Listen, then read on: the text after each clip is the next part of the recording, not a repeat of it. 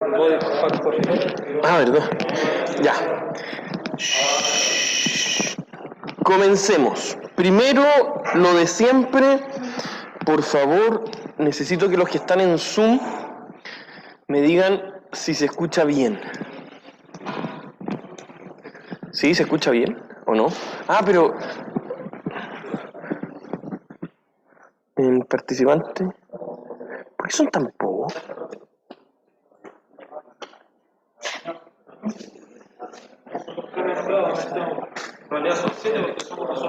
¿Y 7 más? Oye, qué raro. ¿Y por qué? Tan- No es que no es que estén acostumbrados a que yo parta 10 minutos tarde.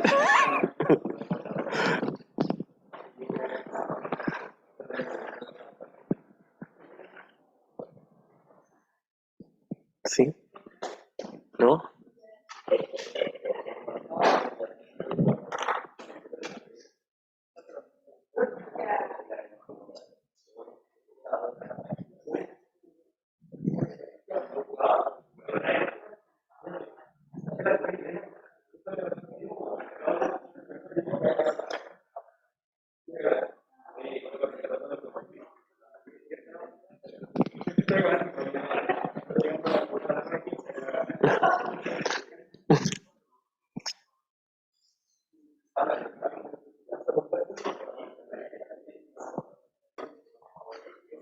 ¿Por qué son tan pocos en Zoom? ¿Por qué son tan pocos en Zoom?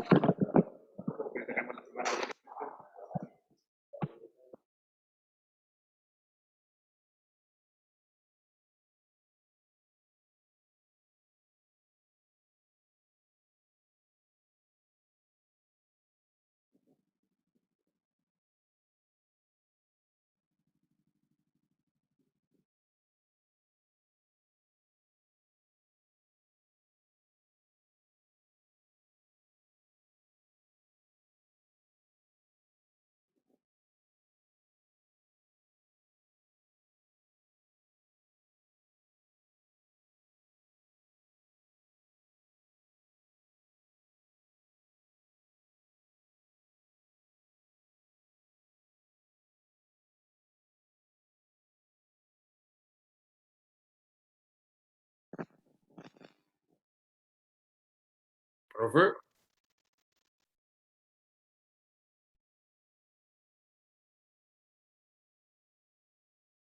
Rodrigo, dígame.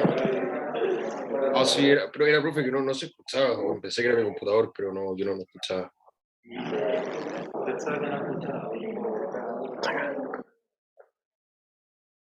Ya, partamos, ¿no? Que son muy poquitos por Zoom. Pensé que había sido algo, pero ya. Sí. Bueno, a ver, espérenme lo último. Ahí. Y este.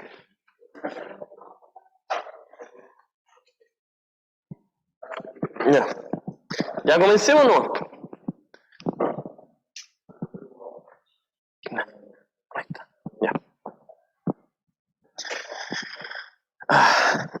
Ya. Partamos. ¿Qué hemos visto? ¿Qué vimos en la clase pasada? Bueno, Ya, bonos, ¿qué más? Ya, ¿y qué me puede decir de eso? ya, Ya no se preocupe. ¿Qué me pueden decir de lo que hemos visto hasta ahora? Llevamos una clase de la materia número 2 que es bastante intensa, que tiene bastante información y la vamos a ver en poquitas clases, por lo tanto tienen que poner mucha, mucha atención. Me imagino que ya están empezando a estudiar clase a clase. ¿A qué me refiero cuando les digo estudiar clase a clase? Por último, lleguen a la clase de ahora, no sé, levántense media horita a leer lo que vimos la vez pasada. Nada más que eso. No les pido nada más que eso. ¿Qué? ¿Quién se la juega? ¿Quién se acuerda? ¿Sí? ¿No? ¿Quién se acuerda? ¿Qué vimos? Dígame.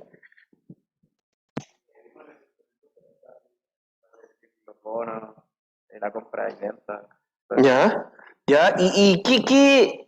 Y ya, está perfecto, pero a nivel macro, ¿qué es lo que les dije, por ejemplo? ¿Por qué comenzaron a existir estos instrumentos? Maneras de financiamiento. Ya, para financiarse, ¿para qué más? ¿Para qué?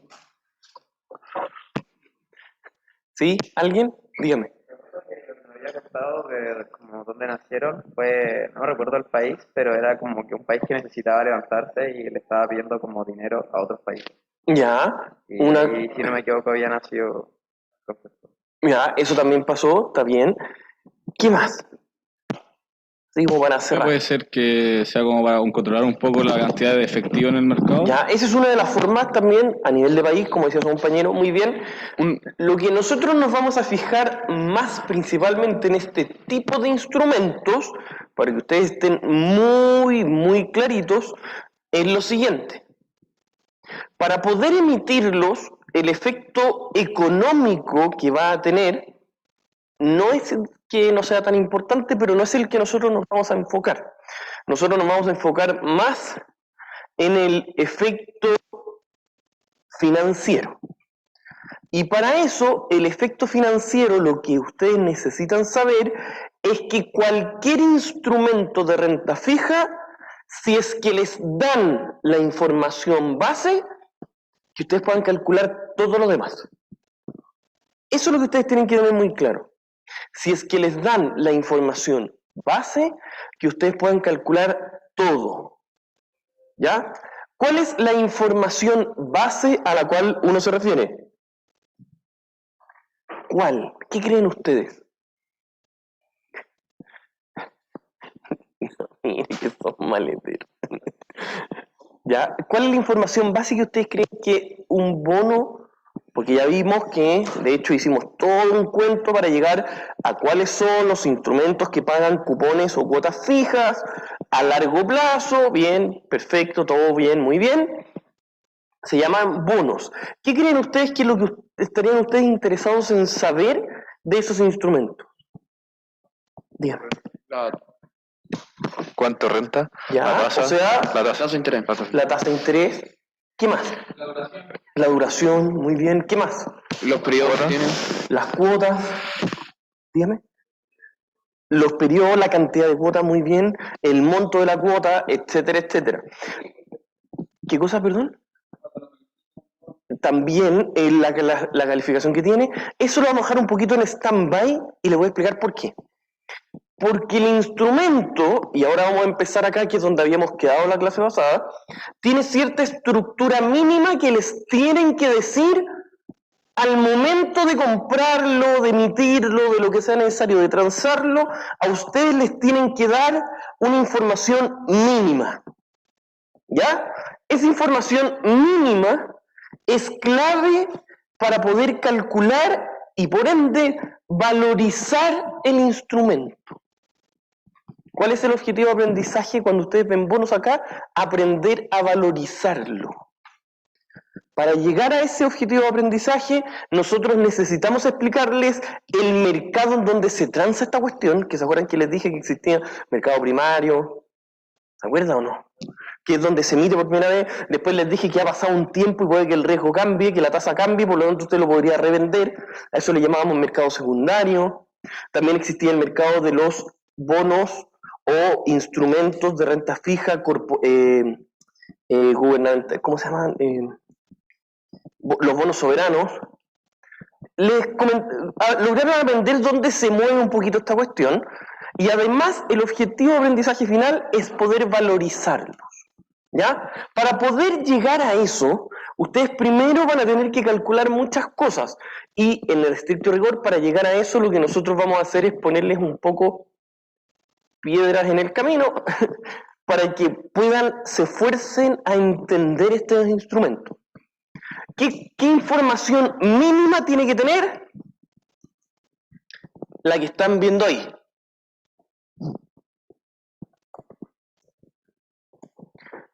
Siempre, no sé si se puede ver, por favor, el captivo.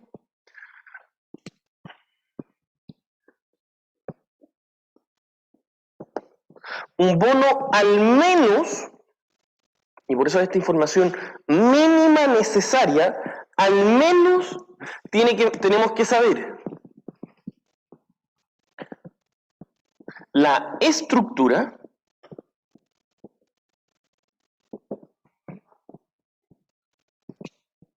no anota nada, pues, me pongo nervioso. Déjeme. Cuando digo la estructura, me refiero a cómo se pagan los futuros cupones.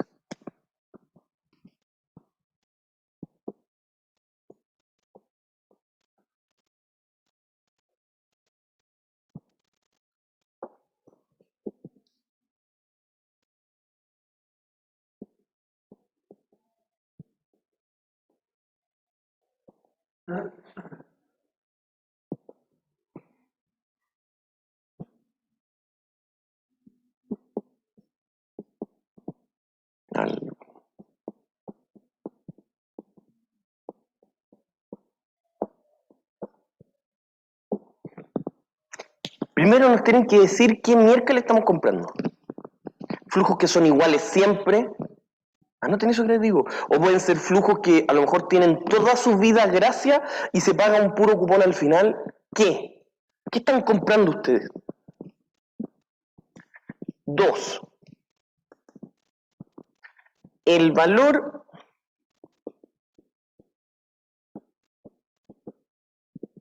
par.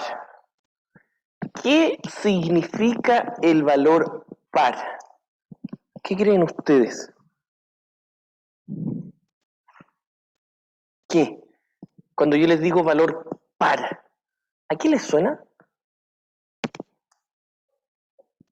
O la tasa que lo compré y la tasa del mercado, o lo que podría ser un bono recuerdado en dos divisas, podría decirse. Podría ser, por lo menos intuitivamente se acerca un poquito. ¿Qué creen ustedes cuando yo les digo el valor par? El valor par, porque así es como se le llama en la vida real, es el monto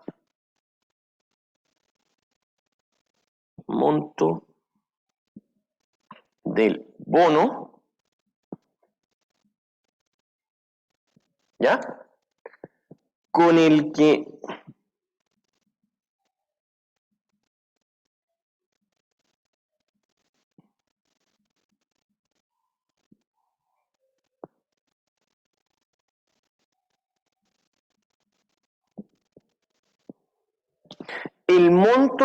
se calcularon los cupones. Ojo con eso. El monto con el que se calcularon los cupones. Y ahí ustedes van a decir, pero ¿cómo el monto? ¿Quién me podría explicar esto? ¿O quién puede parafrasear esto?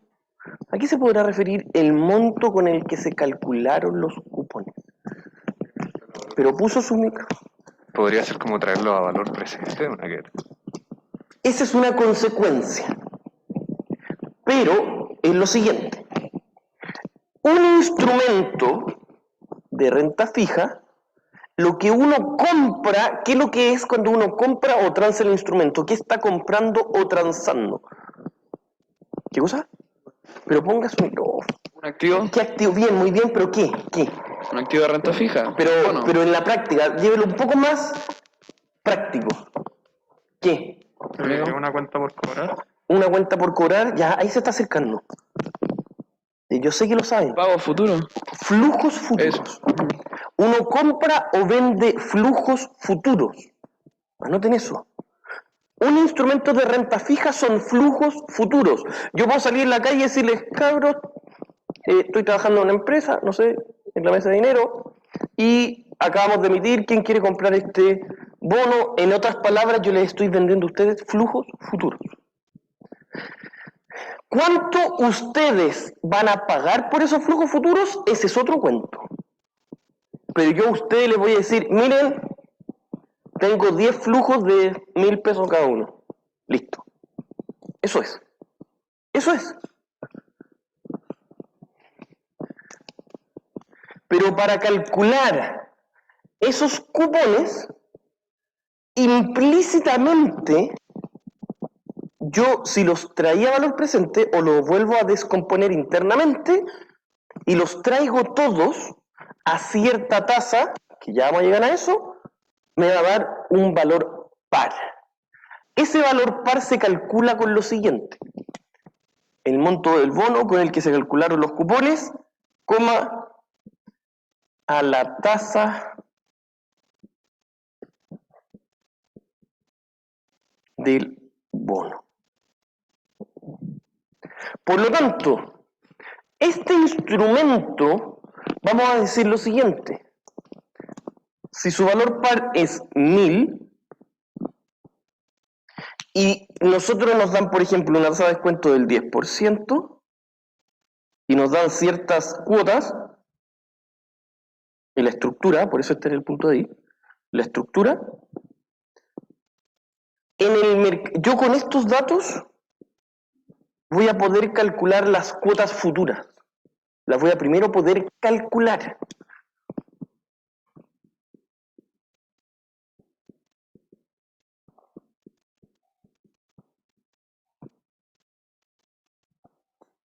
¿Me van siguiendo lo que les digo? Yo les voy a decir, miren cabros, tenemos un bono que tiene un valor par, y tiene varios nombres que después se los voy a decir, pero valor par es el que hace más sentido, de 1000, con una tasa de interés del bono del 10% y se pagan 10 cuotas, por dar un ejemplo. Esos son los datos internos del instrumento. ¿Para qué me sirven esos datos? ¿Cuál es el objetivo de tener esos datos? ¿Qué cosa? ¿Qué cosa? Pero ponga su micro. Saber cuáles son los flujos futuros. Exacto. Ese es el objetivo. Saber los flujos futuros. El objetivo... A ver, quiero otro color.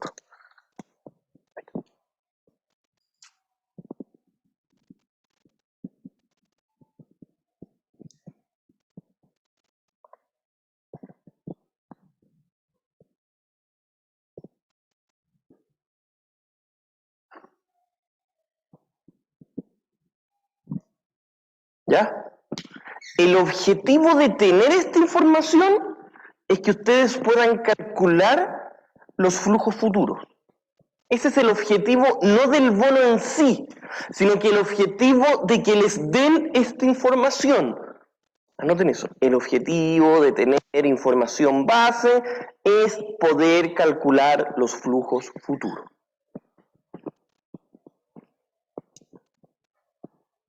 ¿Estamos claros? Me van siguiendo. Yo, por ejemplo, le voy a vender un bono a usted. Decir, mire, ¿se acuerdan de esos diplomas que les dije que eran? Es un poquito más serio que un diploma, pero un papelito en donde iba a decir, mire, estimado, el bono primero le voy a explicar detalladamente la estructura. Le voy a decir, mire, aquí le voy a ofrecer 10 cupones, en los cuales, por ejemplo, el primero se paga al año 3, puede ser muy variado. Primero la estructura. Segundo le voy a decir, el valor par del instrumento es tanto. Y tercero le voy a decir, la tasa a la cual se calcula. El objetivo de tener esa información es que usted pueda calcular esto. Los flujos futuros. ¿Por qué? Dígame. No me ve que me agarra mal el deseo. ¿Por qué? Porque uno cuando compra el instrumento, compra flujos futuros. ¿Me van siguiendo lo que les digo, no? Sí, allá atrás. Oiga, ¿usted se sentaba más adelante o no? No, yo... No, pero se sentó un tiempo más adelante.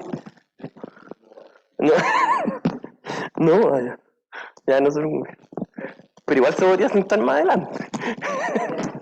Pero va siguiendo. No se va a distraer. Ya, por acá, por acá. ¿Usted cómo está? ¿Por acá?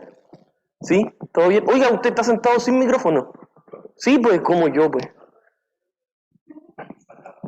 Ya, es que los otros me retaron, fuera de allá. Porque cuando vienen a ver, me dicen que tengo que tratar de separarlos para que cada... Estaba pasando piola. No, para la próxima, por favor, siéntense donde hay micrófono.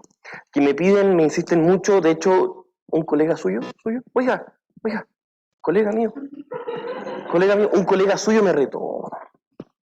Porque me dijo, oiga, profesor, usted tiene la obligación de que todos se sienten en el micrófono. Y dije, ya, está bien. Sí, pues entonces por eso les tengo que decir a todos, usted, para la otra, para que todos por favor se sienten en donde hay micrófono. ¿Ya? Me pidieron que insistiera en eso. Ya, volvamos a nuestro tema. A ustedes les van a dar un papelito cuando compren un bono, un instrumento en donde les van a explicar detalladamente cierta información. Esa información son al menos 3 cosas. La estructura, es decir, cómo se pagan los cupones, si son cupones todos iguales, si son cupones que se pagan al final, son cupones chiquititos primero y después grandes, da lo mismo. Primero la estructura. 2, ¿cuál es el valor par del instrumento? Que ahora vamos a llegar a eso. Y 3, como ya se los adelanté, ¿qué cosa? Bien. La tasa. Por lo tanto, noten, siempre ustedes les van a dar esas 3 cosas. ¿Cuál es el objetivo de entender eso? Exacto, muy bien. Calcular los flujos futuros. ¿Por qué? Y para que ustedes estén claros, por eso les recalco tanto, porque cuando ustedes compran un activo financiero, lo único que están haciendo es comprar flujos futuros. O por ahí alguien había dicho, usted parece, cuentas por cobrar también. Intuitivamente es lo mismo. Uno compra algo que va a ir cobrando en el tiempo. Eso es. ¿Me van siguiendo? Eso podríamos decir es la primera patita. Hasta acá. Ya, bueno, ahí les puse lo mismo, los cupones. 1, los cupones que son pagados, ya. 2, el valor carátula o valor par, que tiene que ver mucho con la tasa de carátula. Y 3, ahora voy a llegar a esto. Esta cuestión, yo creo que debería abrirle un poco más, está como medio enredado ahí. Hasta acá es todo, comillas, interno del bono. Vamos. Ahora, yo les voy a decir, miren, un ejemplo. Valor par o carátula de 1000. ¿Ya? Tasa carátula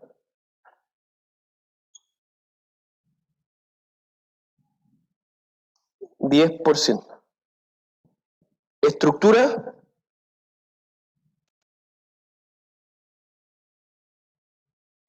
por ejemplo, cuotas iguales, 10 cuotas iguales. Lo más sencillo.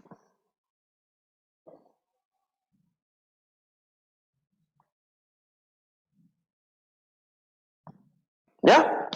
Ya aprendimos el primer 50%. Esto va a hacer que, más o menos, van a ser 10 cuotas de 1100. ¿Estamos claros? Ahora viene la parte entretenida. ¿Qué va a pasar si yo les dijera, miren, ofrezco 10 cuotas de 1100? ¿Qué van a hacer ustedes? ¿Cómo ustedes van a calcular cuánto vale para ustedes ese instrumento?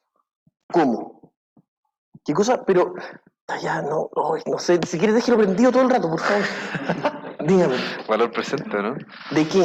Del 2100. Ya, ¿y cómo? Espérame un segundo. ¿Y cómo lo va a traer a valor presente? ¿A qué tasa? A la carátula, ¿no? No. ¿A la del mercado? ¿Y qué es lo que es eso en la práctica? Porque ya pasamos contabilidad financiera, en donde yo les decía, mire, ¿sabe qué? La tasa de mercado es esa. Y ustedes me creían, ¿no? Así como que, ya, creamos el proceso de la tasa de mercado. No. Implícitamente es otra cosa. Es cuánto usted... Pero déjelo prendido, pues no... Es cuánto usted... No, sí que apagar la... Pero, es cuánto usted cuantifica el riesgo que yo tengo de no pagar. Eso es la tasa de mercado. Por lo tanto, si yo soy un compadre más o menos desconocido, por dar como el beneficio de la duda, probablemente la gente cuando calcule cuánto me va a pagar a mí por ese instrumento financiero, van a meter toda la juguera y van a decir, mira, este compadre es más o menos riesgoso, no tiene DICOM, no tiene deuda en el mercado financiero, vamos a analizar cómo nos va a pagar, mira, tiene una empresa que le genera flujos más o menos seguros, ya. El mercado le va a exigir a él, a mí, un 15%. Así se compone esa tasa. ¿Cómo se compone esa tasa? Si es que tengo más respaldo, más baja va a ser la tasa. ¿Por qué? Porque el riesgo que los demás van a ver en mí va a ser menor. Y me van a exigir menor rentabilidad. No sé si me van siguiendo lo que les digo. Me van siguiendo. ¿No? Pero me tiene que decir, pues, que está aquí choriza, pues. ¿Qué cosa? Sí, pues. Exacto, vamos con calma. Entonces, 10 flujos de MICE. Una persona puede salir con un cartel así, que diga, vendo 10 flujos de 1100. ¿Cuál es el valor carátula y estas cuestiones? Ya no me interesa. Lo único que me interesa es las personas que lo van a comprar, van a cuantificar, en este curso todavía no, en finanzas sí, pero todavía en este curso todavía no se va a calcular esa tasa, pero al menos tienen que entender la intuición. Tienen que decir, espérate un poco. Es un compadre más o menos riesgoso, vamos a exigirle un 15%. Listo. ¿Qué va a hacer esa tasa? Usted antes me lo dijo bien. ¿Cuál era esa? La que había que traer a valor presente. Exacto. Y esa tasa es conocida como la tasa de mercado, que se le llama. La tasa, o en otras palabras, la tasa a la cual se está transando este instrumento. ¿Me van siguiendo? Ahora sí, me van siguiendo. Me van siguiendo. ¿Seguro? ¿Sólido? Tira, ya. Dígame. Pero entonces, al inicio la tasa carátula se supone que es el que emite el bono, el valor carátula. Yo pongo esa tasa. Es lo que él cree. Muy bien su intuición. En estricto rigor, a usted como persona que va a comprar la cuestión, ¿le interesa en algo eso, no? Nada. Lo único que a usted le interesa es que va a recibir 10 flujos de 1100, nada más. Nada más. Si para usted es muy riesgoso, usted le va a exigir una tasa mayor. Si para usted es muy poco riesgoso y está dispuesto a pagar un poco más, pagará más, ¿no? Ahora, que se parezca o no se parezca a esta, es otra cosa, que ya vamos a ver un poco más adelante en Finanzas 2, en Teoría de Inversiones. Ahí nosotros vamos a decir, oye, pero espérate, que hay una cuestión que se llama preferencias de inversión. Entonces ahí uno va a decir, pero espérate. Entonces, el que estimó que era un 10 y en la práctica se está transando muy distinto, eso tiene todo un significado, pero no lo vamos a ver acá. Acá el objetivo de aprendizaje es que usted aprenda a valorizar bonos. Listo. ¿Estamos claros? ¿Hasta acá alguien se ha perdido? ¿No? ¿Sí? ¿No? Dígame. Profe, entonces con el 15% nuevo, ¿eso significa que va a cambiar el valor por carátula o va a seguir siendo el mismo valor? El valor carátula es una cuestión interna. O sea, puede variar dependiendo de la negociación, de todo. Es que el valor carátula es lo que sale en el papel, nada más. A cuánto uno lo esté transando dependen de factores del mercado, de si usted se puso menos riesgoso, se puso menos mentiroso o se puso muy correcto. Empezó a mejorar su comportamiento. ¿Y qué va a pasar? La tasa puede bajar. ¿Y qué es lo que pasa si empieza a bajar la tasa? Pero puso su... Pero... dígame. Eres menos riesgoso, tienes más respaldo. ¿Ya? ¿Qué más? ¿Y algebraicamente qué significa eso? ¿Cuánto la gente va a estar dispuesta a pagar? ¿Más? Sí. ¿Y qué pasa si usted lo compró hoy? Son 10 flujos anuales, supongamos. ¿Y qué pasa si en 3 años más la tasa es mucho más baja? ¿Qué va a hacer usted? Podría venderlo. Porque en el mercado va a valer mucho más. Entonces a lo mejor usted podría decir, oye, mira, lo compré en 15 lucas, he recibido 2 flujos de 1100 y ahora vale 17 lucas. Perfectamente lo puede vender y hizo una muy buena inversión. Pero para llegar a entender eso, primero tenemos que partir de acá. El bono internamente tiene información, que es toda la información que se anota en la carátula. Por eso existe el valor par o valor carátula, la tasa par o tasa carátula y la estructura del instrumento. Toda esa información, el objetivo de saber eso, lo único es esto. Saber los flujos futuros. ¿Estamos claros? Una vez que se saben los flujos futuros, hay que salir a tirarlo al mercado, a tantear cómo anda la cosa. ¿Me van siguiendo? ¿Sí? Y si en el mercado se transa al 15 o se transa al 7%, ahí vienen recién las preguntas que nosotros le vamos a hacer en finanzas. Les voy a decir, oiga, si se transa al 15, la primera, sencilla, si se está transando al 15, se está transando un valor mayor o menor que el valor par. Así, sin hacer ningún cálculo. ¿Qué cosa? No le escucho. No sé Menor. quién me está hablando. ¿Ah? Menor, Menor. ¿Y por qué? bueno, porque se traen a valor presente y el valor presente se divide por la tasa, entonces... como la Exacto. tasa- Esa es la explicación algebraica. Muy bien. Sí. Algebraicamente me va a dar un número menor. Y conceptualmente, ¿cuál es la explicación? Si la tasa es mayor, ¿qué significa? Y si es que hay menor confianza, pero de partida puso su micrófono, pero así no podemos avanzar, pues ya, hay Vale menor menos. confianza y qué más. Vale menos. Pero ¿y por Va a ser qué? menor el valor carátula, va ¿Ya? a valer menos por el hecho de tener desconfianza. Ya, justamente. su intuición está muy bien, pero para ir puliendo un poco los términos, el valor carátula no puede cambiar. El valor en el mercado va a ser un poquito menos al valor carátula. ¿Ya? ¿Y por qué vale menos? Y la explicación conceptualmente correcta es la siguiente. Vale menos porque por cada peso invertido yo voy a exigir que rente más. Esa es la explicación conceptual. Si es que los flujos futuros son fijos, ¿qué va a pasar? Si yo voy a pagar 10.000, voy a pagar 1.000, me equivoqué, el valor par debería haber sido más cercano a 10.000. Si voy a pagar 10.000, significa que por cada peso que yo invierto va a estar rentando cierta cantidad. Si yo pago 8.000, significa que cada peso que yo invierto está rentando más aún. Esa es la explicación conceptual.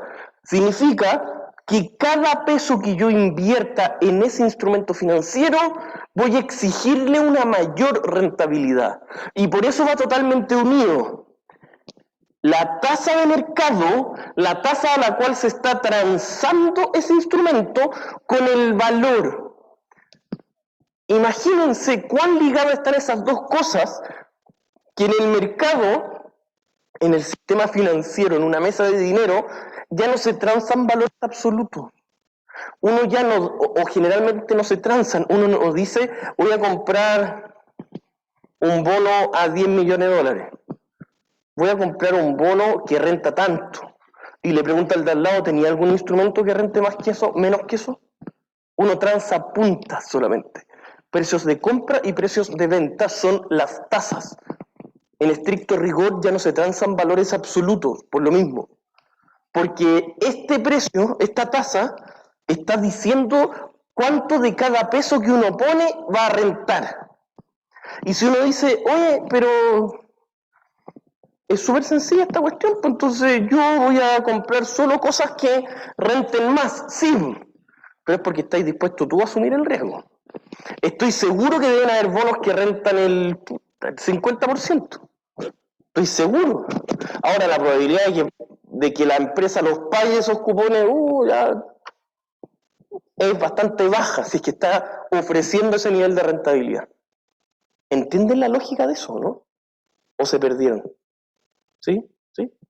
Los que están en Zoom, los poquitos que están en Zoom. ¿Sí? ¿Alguien se va siguiendo? ¿No? ¿Sí? Ya, sigamos. Volvamos a nuestra PPT, que llevamos una PPT.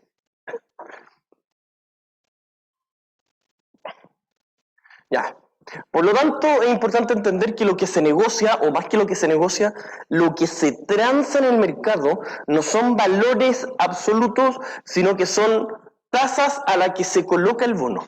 Es decir, uno está dispuesto a comprar o vender un instrumento que renta tanto. ¿Se acuerdan el ejemplo que les dije? O no sé si me alcancé a decir en esta sección, pero ¿se acuerdan el ejemplo de cuando Chile emitió un bono muy bueno? Les conté ese ejemplo, ¿ya?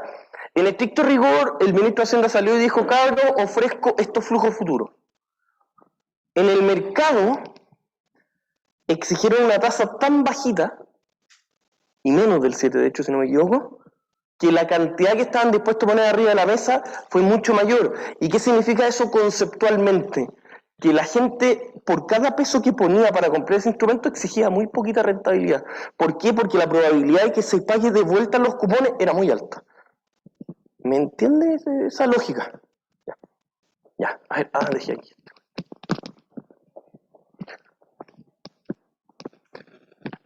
Ya, ahora vamos a partir desglosando lo que vimos antes.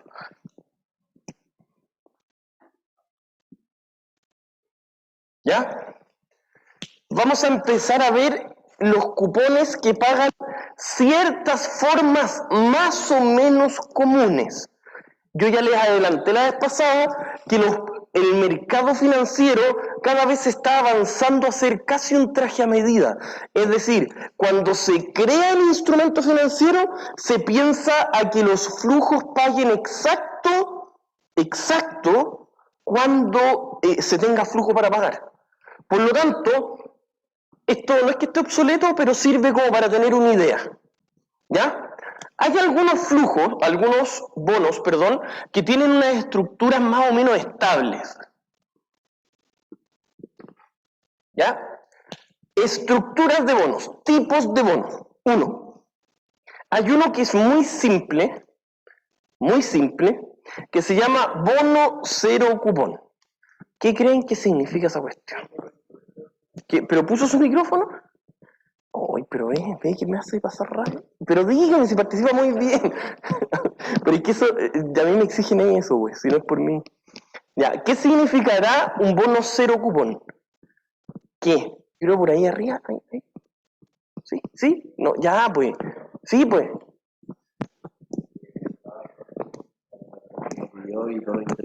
Exacto, o sea, no existe ningún cupón intermedio hasta que termina la vida útil del instrumento financiero. Eso es un bono cero cupón, un bono que no va a pagar nunca nada hasta que vence y muere. Y ahí paga todo el capital más todos los intereses que se han ido acumulando. Por si alguien tiene una duda, ahí está la tabla de amortización.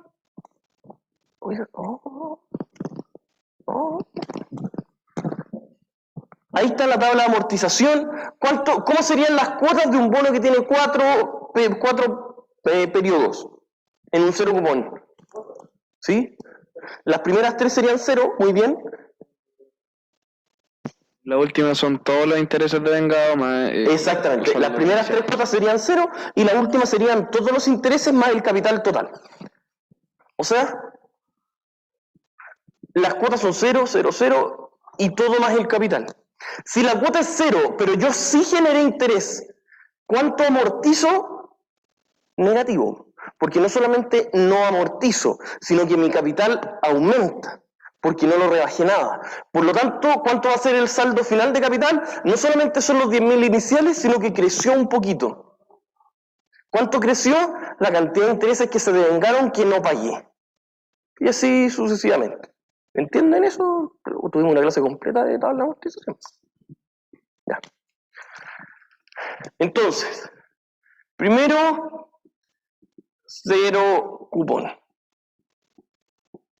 El cero cupón devenga intereses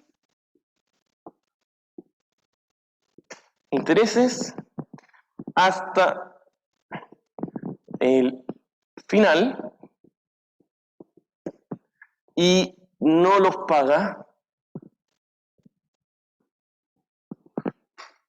en cupones intermedios.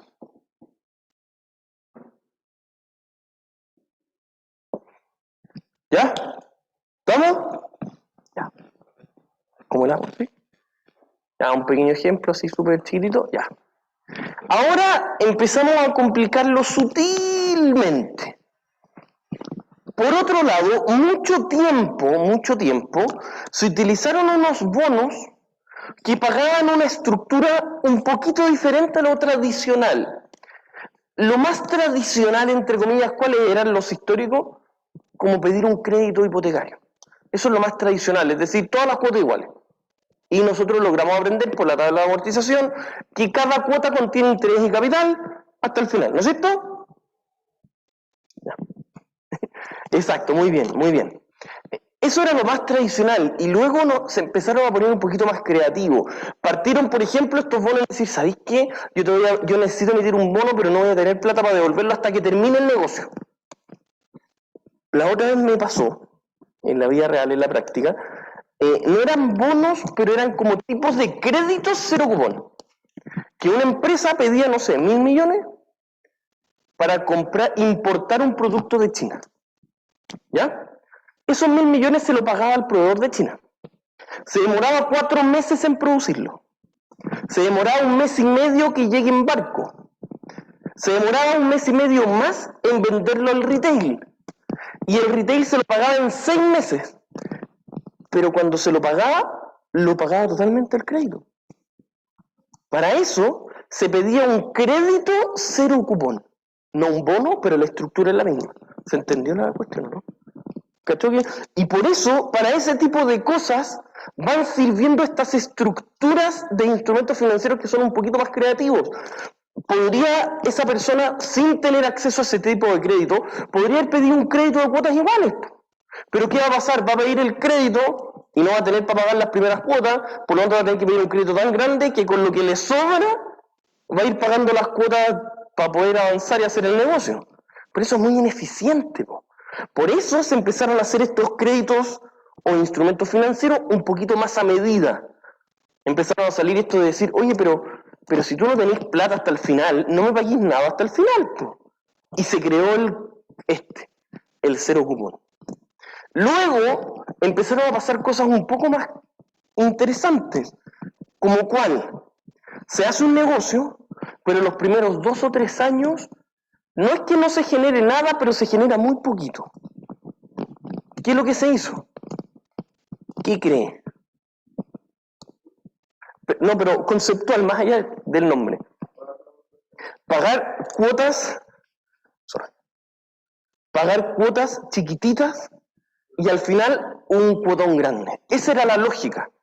Entonces empezaron a existir negocios en donde se invertía mucho dinero, no sé, un restaurante que cuesta que agarre, entonces se pedía un crédito muy grande para invertir en el restaurante, en donde era un crédito en donde se pagaban cuotas chiquititas, y al final se pagaba toda la devolución. Ese tipo de créditos, uno dice, ya, pero ¿cuán chiquitita puede ser la cuota? Se llegó a la conclusión general de que para que el crédito al menos no vaya creciendo el capital, al menos, si es que queremos que no crezca el capital, ¿cuánto hay que ir pagando? Pero se le está pegando lo de eso. Oh. Los intereses. Exacto.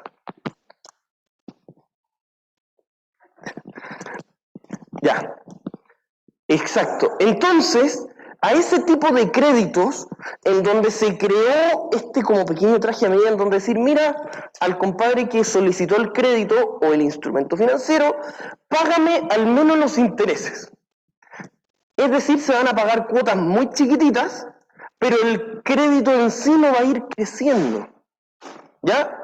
Ese tipo de créditos, ¿cómo se les llamó? ¿Cómo se llamó ese? Exacto, muy bien. Genial. 2. ¿Me van siguiendo la lógica o no? O sea, en otras palabras, se les puso nombre a estructuras de pago de cuotas distintos. Si la estructura es no pagar nada hasta el final, se le llama cero cupón. Si la estructura es pagar cuotas muy chiquititas que equivalen exacto al interés y todo al final, se le llama bullet. Es decir, amortiza interés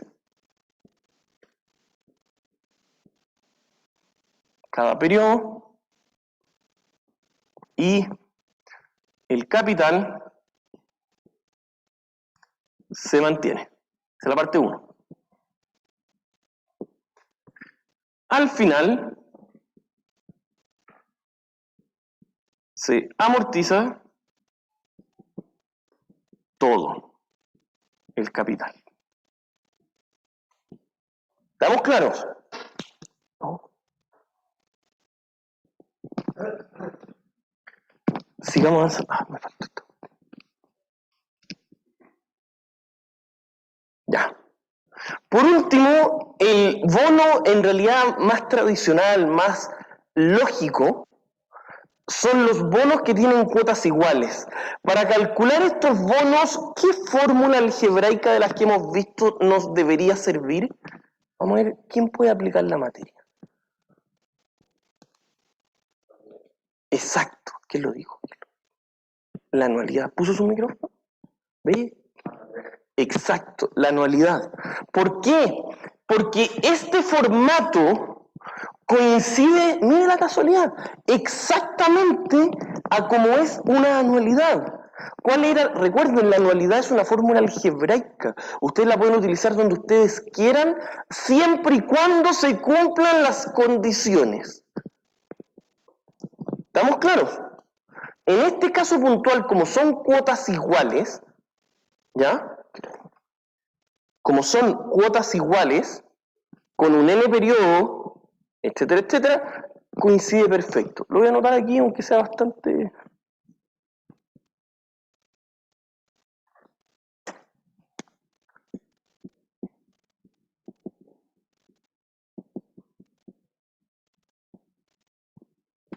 Me imagino que eso no necesita mucha más explicación.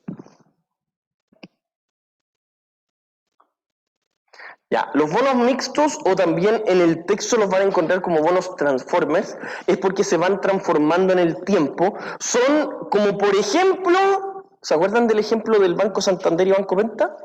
Que tenía periodos cero cupón, periodos cuotas iguales, periodos distintos, etcétera. Ese es un ejemplo perfecto para los tipos de bonos mixtos, es decir, que tienen una parte de un tipo de cupón, otra parte de otro tipo de otra estructura, después otra estructura, así sucesivamente.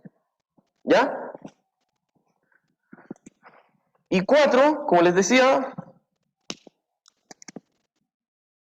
los mixtos, que pueden ser una mezcla de los anteriores.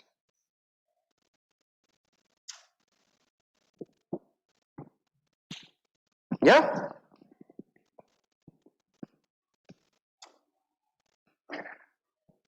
Luego, hasta acá, hemos visto la estructura, sabemos que existe una tasa carátula, a esta tasa también se le llama tasa de emisión, tasa carátula, tasa bono, es la tasa interna del instrumento. Ahora, la tasa en el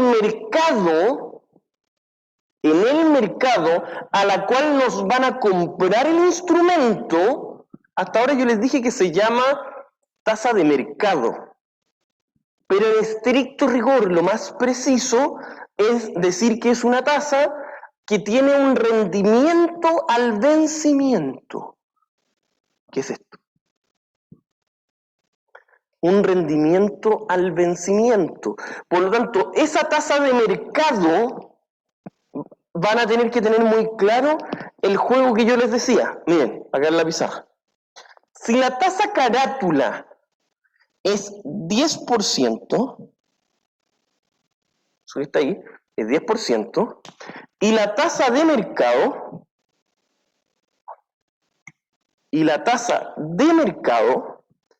es 15 o es 7, a ustedes les va a decir ¿qué cosa? Lo que antes les pregunté, ¿a cuánto se está transando el instrumento? Si se está transando al 15%, ¿qué significa? ¿Qué pues? La gente lo está, ya es más riesgoso, por lo tanto la gente va a pagar más o menos que el valor par. Menos. Volvamos acá.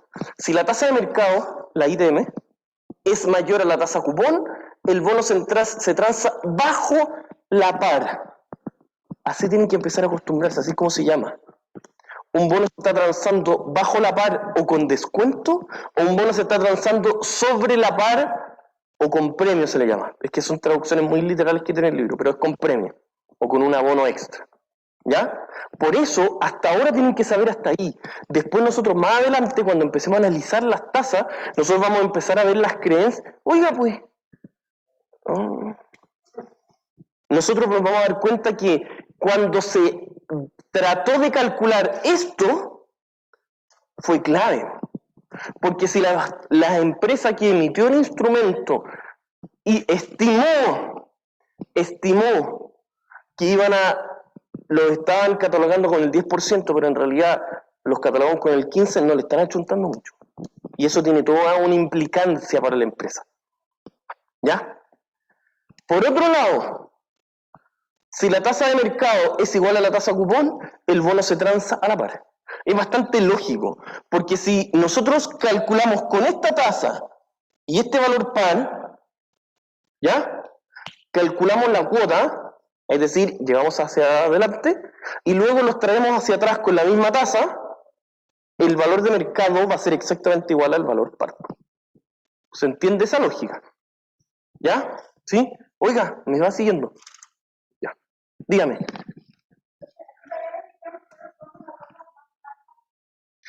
Porque en el mercado se está transando a más o menos. Nada más que eso. No es que bajo ciertas condiciones esté de 15 o bajo ciertas a 7. Por ahora yo les voy a decir a cuánto se está transando en el mercado, pero ustedes tienen que saber las implicancias de eso. El hecho de que se esté transando a 15 implica que la gente que está viendo mis flujos los ve más riesgosos a como yo los estimé. Eso es.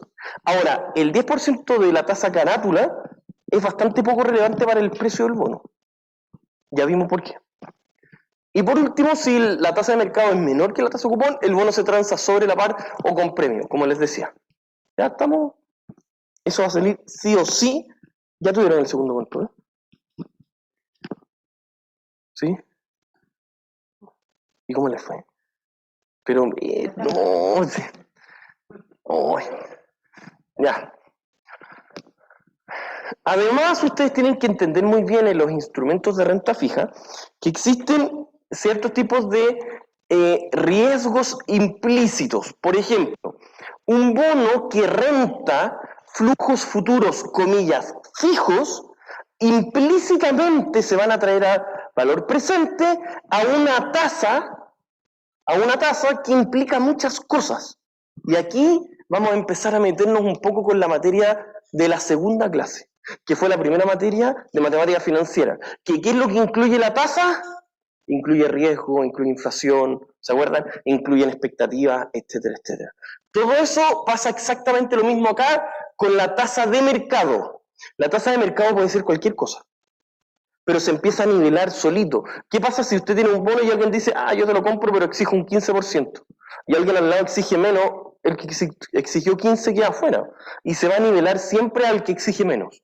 Siempre, y hasta que se nivele, hasta que sea el monto máximo que están dispuestos a pagar. Ya, hasta ahí era lo relativamente básico. Ahora vamos a aprender algo un poquito más desarrollado a nivel de análisis en estos minutos que nos quedan, ya que tenemos que terminar hoy. Algo que se llama duración de Macaulay. ¿Qué es lo que pasa? Si yo les digo a ustedes, ¿ya? Si yo les digo lo siguiente, primero, la tasa en el mercado varió del 15% al 14%. Lo primero que ustedes me van a decir, mira qué bueno, están en menos riesgoso, la gente está dispuesta a pagar más, porque por cada peso que pongan están dispuestos a rentabilizarlo menos, por lo tanto van a poner más plata por los mismos flujos que van a recibir de vuelta. ¿Están claros con eso? Ya, bien, hasta ahí algo bastante, yo con todo respeto, es bastante mediocre para un profesional de esta universidad. Hasta ahí ustedes me deberían decir de vuelta, ya, está bien. Subió o bajó. Pero yo necesito que ustedes me digan cuán sensible es el precio, ojo, cuán sensible es la variación del precio por cada porcentaje de variación de la tasa. Si varía un 1% la tasa, ¿qué porcentaje varió el precio del bono? ¿Me va siguiendo o no? Pero nosotros perdimos. ¿Sí? ¿Me va siguiendo? Ese dato que profe, les acabo de decir, dígame. Yo no entendí la explicación que dio, la voy a Ya, repetir. por supuesto, eso es lo que yo espero de usted. Si yo le digo a usted, por ejemplo, en el mercado se estaba transando al 15%, ¿no es cierto? Y le digo que al mes siguiente ya no se transa al 15%, se transa al 14%. ¿Qué es lo que usted me va a poder decir solo con esa información y solo con lo que yo les he enseñado? Ya, perfecto. Por lo tanto, se traspasa un riesgo un poquito menor y eso algebraicamente, ¿qué significa? Que el bono vale más. Bien. Pero yo esperaría a ustedes que hagan un segundo análisis.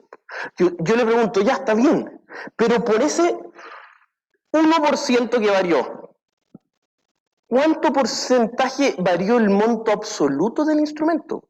Si con el 15% valía 1.000 y con el 14% ahora vale 2.000, es una sensibilidad sumamente fuerte a los cambios de las tasas de interés.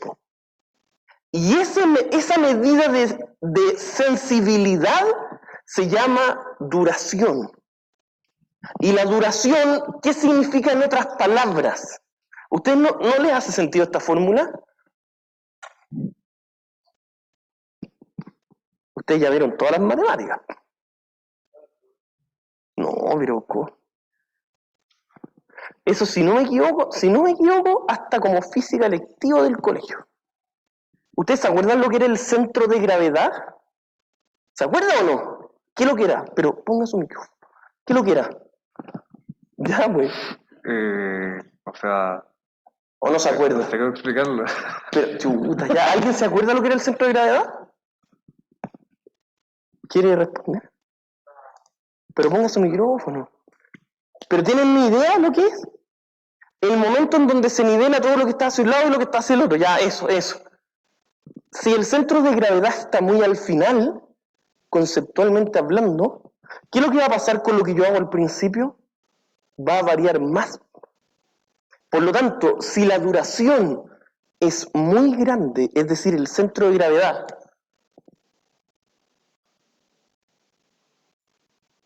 tiene 4 periodos y el centro de gravedad está en 3,5, significa que está expuesto a muchos cambios. ¿Por qué? Porque lo que yo traigo a valor presente, mientras más lejano esté del periodo cero, esta cuestión la deberían saber, pues sí. Mientras más lejano esté del periodo cero, ¿qué va a pasar? Va a ser más sensible. Por lo tanto, si el centro de gravedad está muy al inicio, va a ser muy poco sensible a la variación de los precios. Por lo tanto, cuando yo les pregunto a ustedes, oye, ¿y cuál es la medida de sensibilidad? Ustedes me van a decir un dato. No, la duración es 3,5 en este instrumento y en el instrumento del lado es 4,8. ¿Cuál es más sensible? El que tiene una duración mayor. Siempre. ¿Estamos claros? ¿O no? Ya, dígame. A mí, de repente como que se me confunde un poco la mirada como del tema de las tasas como y de los bonos, porque usted dice que claro, cuando es mayor la tasa, la gente va a poner, o sea, como es más riesgoso, la gente va a poner menos dinero. Pero claro, uno tal vez como conceptualmente, si ve un bono y dice va a rentar harto, uno tal vez pensaría que van a poner más plata. O sea, uno dice, este bono es más conveniente, prefiero como invertir en ese. Es que la rentabilidad no es una medida de cuánto renta. La tasa es una medida de cuánto riesgo tiene. Entonces, no es que el bono tenga mucho. O sea, sí, puede que rente mucho, pero ¿qué significa que renta mucho? Que como los flujos futuros son fijos, lo que yo voy a poner ahora es más poquito. Y proporcionalmente a lo que yo ponga ahora va a ser una rentabilidad gigante. Porque entonces no puede pasar que haya un bono con una tasa alta y con un riesgo bajo. No, está implícito dentro de él. Vale. Entonces, la duración de Macaulay, nosotros vamos a ver que una fórmula muy sencilla, es decir, el periodo, es decir, 1, si tiene 4 cupones iguales, 1 por el valor presente del cupón 1, más, porque es una sumatoria, 2 por el valor presente del periodo 2, 3, 4, 5. Mientras más lejano, mientras el n, o en este caso le puse el t, sea muy lejano, va a ser más pesado para el centro de gravedad. Por lo tanto, la duración va a ser muy grande. Si yo tengo un instrumento, oiga pues, que tiene un periodo de 4 y su duración es 3,5, significa que prácticamente todo lo paga al final. Probablemente sea un cero cupón. Porque significa que gran parte de los cupones están al final. ¿Y qué hace eso? Significa que mientras más lejos esté, por ejemplo, 3,8 de los periodos de 4, significa que por cada variación chiquitita de la tasa se va a mover esta cuestión enorme. Y voy a estar muy expuesto. ¿Me va siguiendo o no?